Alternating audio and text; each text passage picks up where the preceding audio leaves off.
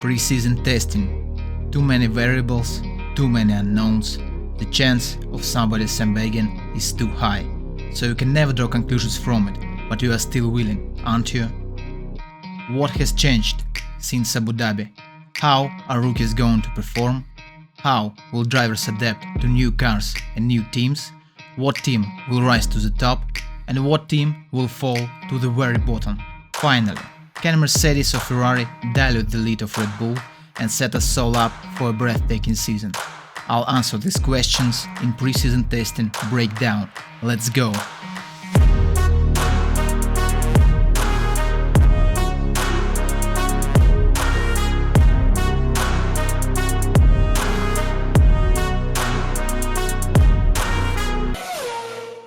This year, pre-season testing took only 3 days. It has never been so short, and this fact alone leads us to various conclusions. First, the value of each day increased. Now teams do not have time for cruising or for tasting the wrong car, or they even cannot afford a privilege to skip some testing days at all. Second conclusion.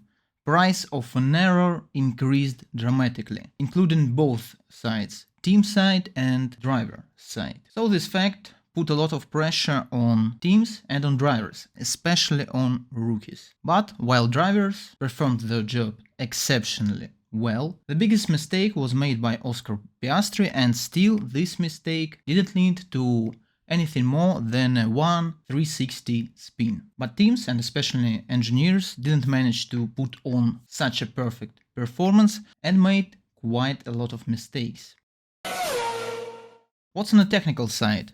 What changes happened to technical regulations? Well, if you compare current season to previous season, then you won't even notice any differences. But they are still here, and the main one, the most discussed one, was the floor configuration change. Edges of the floor were raised by 15 mm. The throat of venturi tunnel has also raised, which resulted in approximate loss of 0.5 seconds per lap of downforce, but as we already may conclude from just looking on the timesheet, teams have overcompensated this by other sources of downforce. The most interesting thing is who may benefit from these changes. For Red Bull, it's like a double-edged sword.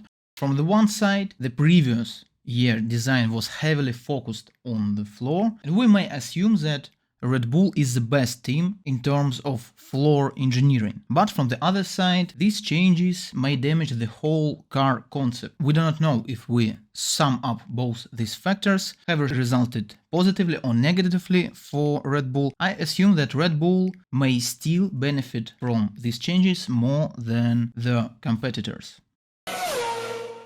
Tyre changes. Those changes have been completely underseen by most media, but as far as I'm concerned, these changes are really significant, maybe even more significant than floor changes. In comparison to previous year, Pirelli have made stronger front tyre. As we know, previous generation suffered from understeer, so the main focus of these changes is to make car more balanced by making it more oversteering. Also, weight restrictions are stronger this year, and this fact also complements moving the balance towards oversteer, especially in slow speed corners. And we can already see the results. Much more oversteer events and mistakes during first 3 testing days, so I anticipate that we are going to see more spins this year, and also this year cars will benefit drivers who like oversteer more. The gap between Max and Sergio may widen even more. Valtteri Bottas also prefers understeer, so this year might be interesting for Guan Yu Zhou. It will be interesting to observe how this fact will influence each team's driver lineup.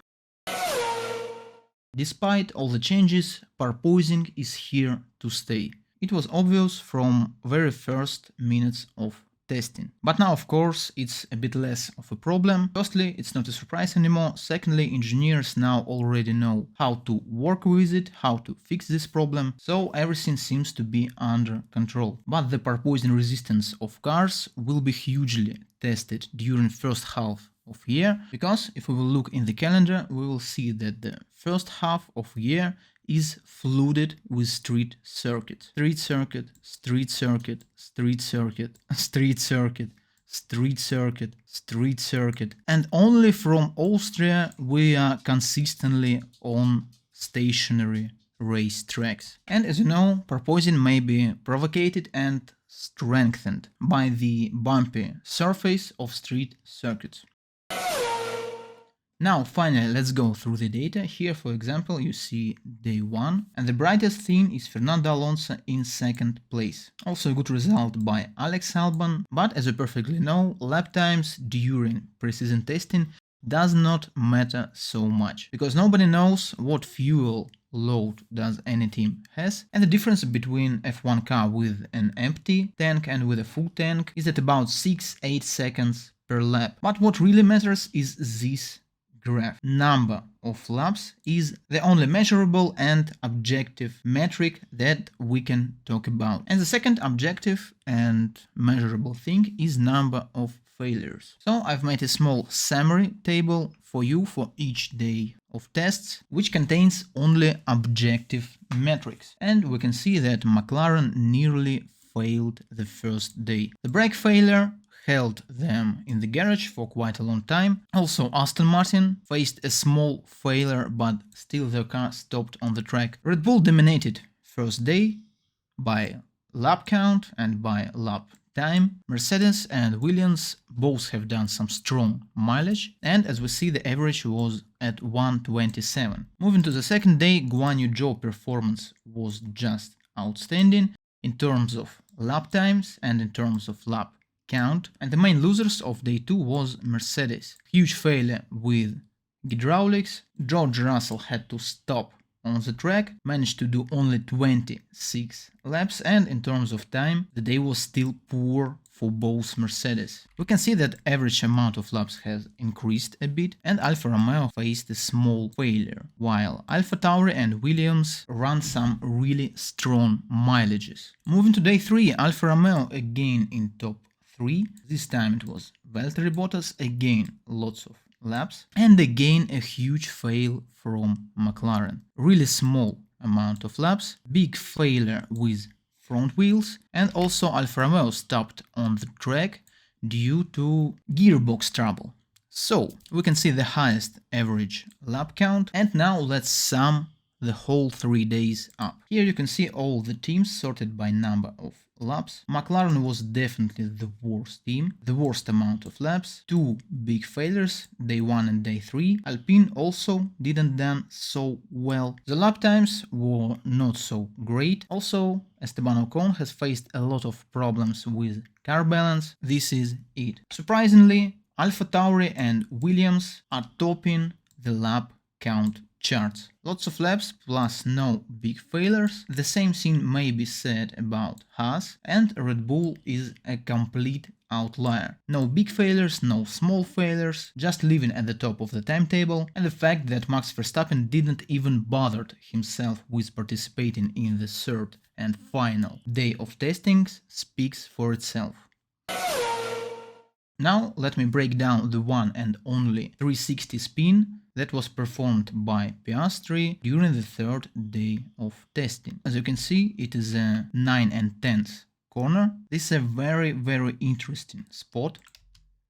You can see drivers usually start braking at around this white mark, and the whole braking zone is situated on a downhill plus on a turn. So you do some hard braking with a turned wheel, and moreover your car is going downhill, which messes with your car balance and reduces your grip overall.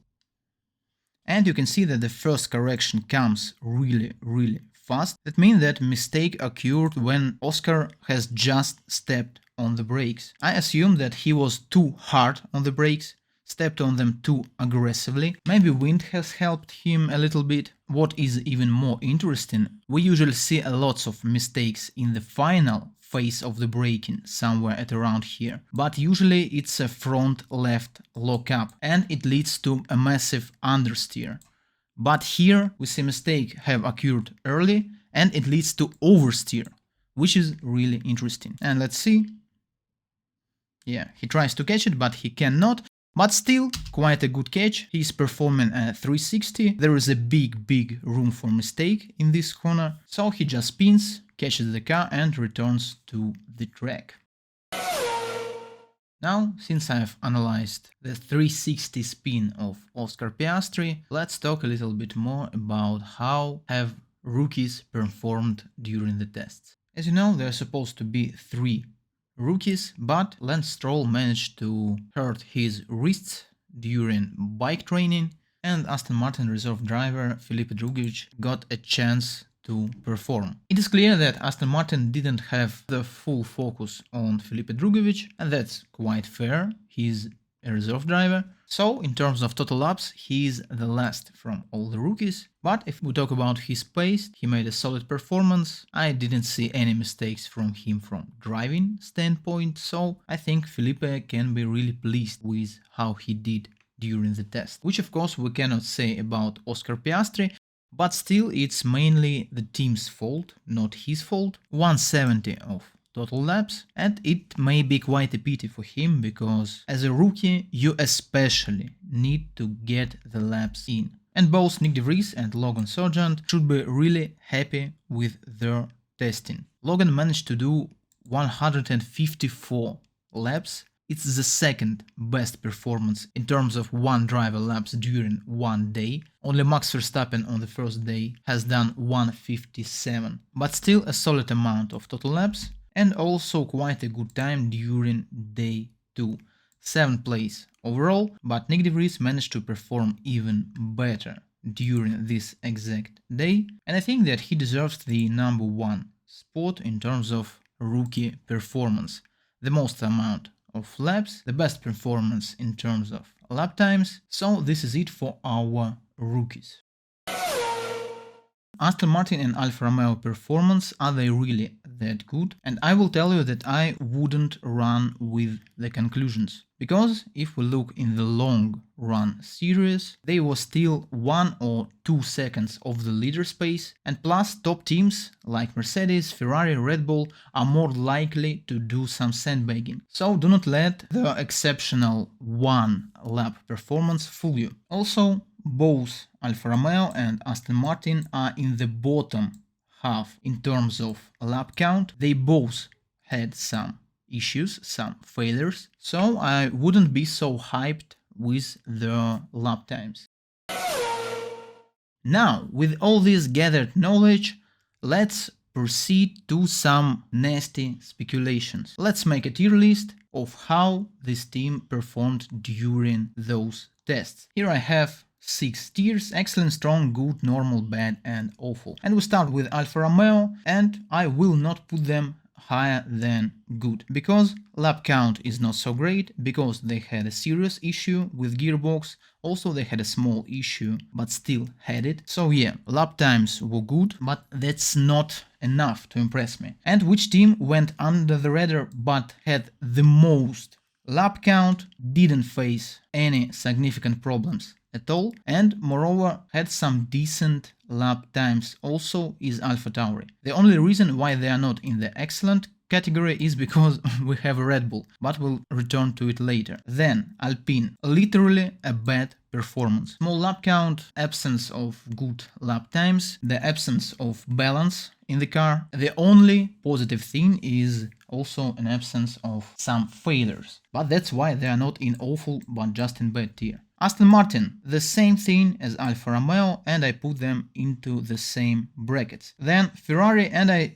think they are also in this tier. Maybe we can put it like this. Yes, they had one small failure with the DRS, but it's not significant. They managed to do some strong lap counts, and the lap times were still pretty decent, but nothing really exceptional in the performance either. Haas team, well, I put them just here, because the situation is quite similar to Alfa Romeo and Aston Martin, but they were a bit slower, a bit smaller lap count, so I put them into normal brackets. McLaren, and McLaren performance was just awful. The only positive thing that I can mention is the lap times. At the time when they were able to run the car, the lap times was not so bad as, for example, Alpine lap times. So Maybe we can put them here, but I still put them in awful spot. Mercedes were really controversial. If they were only day 1 and day 3, they may be somewhere at around here or maybe even here, but they had a day 2. A day 2 was a complete disaster, so I will put them just in the normal brackets. But still, they showed some pace. Still, Toto Wolff was flirting with the audience and particularly admitting that they were doing sandbagging. And now we proceed to the complete dominant team, Red Bull Racing, and I think that you also know it. And the last but not least, Williams Racing, really exceptional, strong performance. Lots of laps, even decent lap times sometimes. So I put Williams into the strong brackets, and here is the complete tier list. Now let's talk about the potential championship fight. Ferrari and Mercedes, both teams had some really clear issues during previous season. Ferrari lacked top speed. They managed to stay on par in the corners, but during the straights they were completely obliterated by Red Bull, especially in the second half of the season. But now it looks like they might fix the issue. We saw the potential was there. During Monza, they somehow managed to outperform Red Bull on straights, so we saw that this engine may even dominate. Ferrari made some reliability upgrades and now can allow themselves to run the engine at some higher, stronger engine modes. But that was not the only weakness of Ferrari in previous year, just tons of mistakes on each and every side, strategy side, driver mistakes, technical failures. All these needs to be solved, and is a huge task for Frederic Vasseur. Now moving to Mercedes. Sticking to their initial concept is a really brave but risky decision. We clearly saw that it has some potential. They managed to perform exceptionally in Mexico City and on some really slow tracks dominated by slow corners and which didn't have lots of straights. But sticking to this conception is a complete gambling. Will you manage to take it under control? Will you manage to solve this aerodynamical equation? But as far as we can see now, Mercedes still lose a little bit on straights, but it looks like the situation has stabilized. They are not winning so much in low speed corners and they are not losing so much on straights.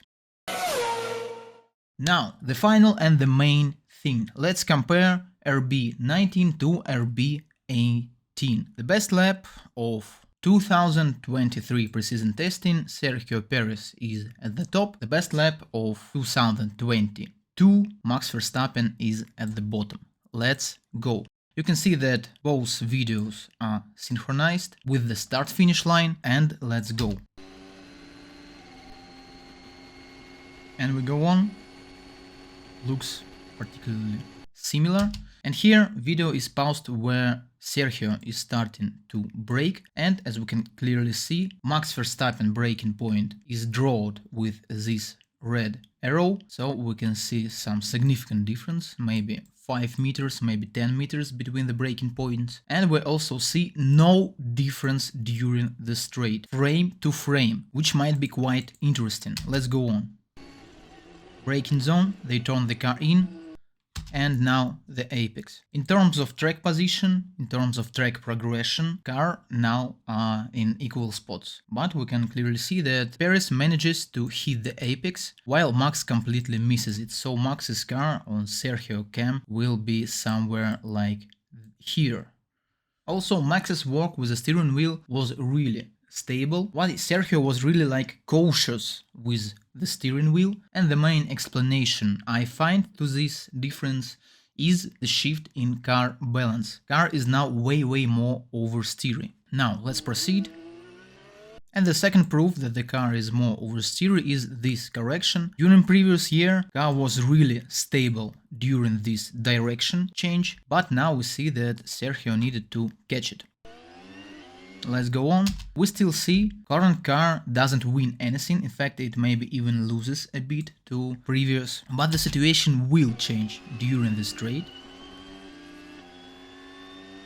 As we go to the fourth corner, we can see now new car is already winning, maybe half of the car length, but it is winning. So let's synchronize both videos, and now we're facing the middle speed corner. The first corner was a clear low speed corner.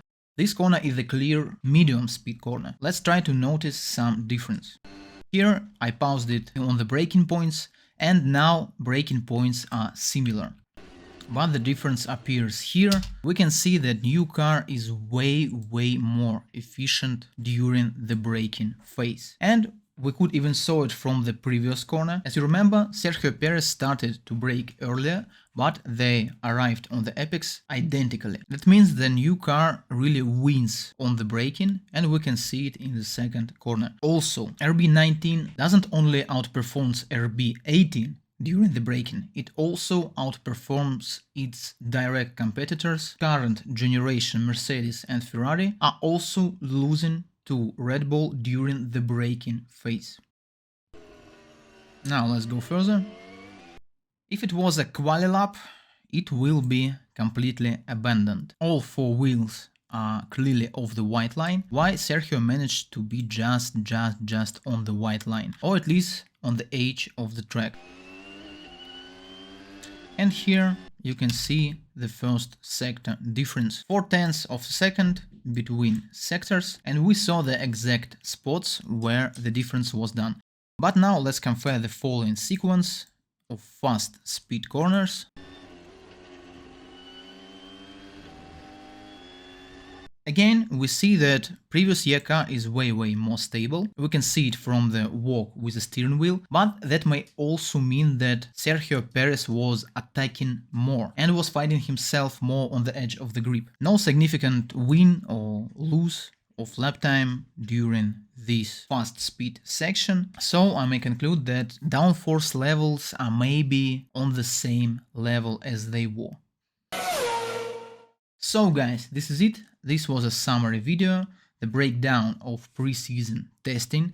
I hope you really liked it. Also, if you maybe didn't see, watch my previous video, the complete analysis of Charles Leclerc driving style, and the first quali and the first race are just around the corner, so my next video will be dedicated especially to them. Thank you very much for your view. Type the comments if you agree with me, if you disagree with me, if you have something to add about the preseason testing, maybe I missed some valuable info. You will see tons of breakdowns of driving styles and breakdowns of some highlight during this following season, so stay tuned, set and go.